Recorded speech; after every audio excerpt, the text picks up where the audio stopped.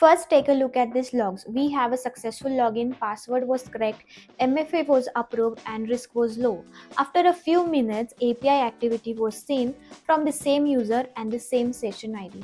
And the question is, can you spot anything anomalous here? The user logged in using Chrome on Windows, but the API calls, they are coming from Python requests, and that's the problem. A real user does not switch from Chrome to Python request within the same authenticated session. This tells us one thing, that this session token was stolen and replayed. So the login itself was legitimate, but the activity which occurred after the login was not. So what exactly is user agent? So user agent is a string sent by client that tells the server what application is making the request, on what operating system, and what type of device. Some examples of user agent includes Chrome on Windows, Safari on iPhone, Python scripts, PowerShell, etc. So user agents are behavioral evidence for security analysts. And before we discuss about what are the common user agent red flags, if you are visiting this channel for the first time, please do not forget to subscribe. Now let's look at some common user agent red flags that every security analyst should be able to spot. First red flag, a command line tool used for login.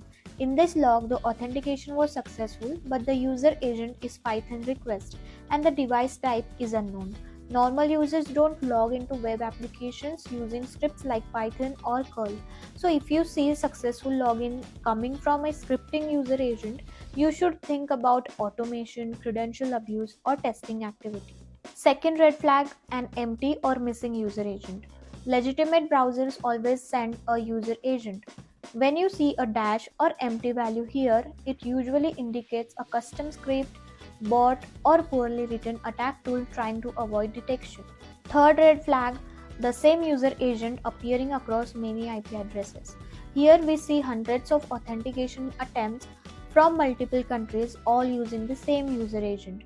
That pattern does not represent real users. It represents automation, often credential stuffing or botnet activity.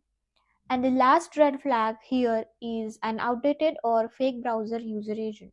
This log claims the user is running Internet Explorer 6 on Windows XP. Modern environments almost never generate this traffic. These user agents are commonly reused in malware frameworks and old attack tooling. When you see extremely old browsers, treat them as suspicious by default. Are you wondering if user agents can be spoofed? So they definitely can, and we will discuss this in the next video. Stay tuned.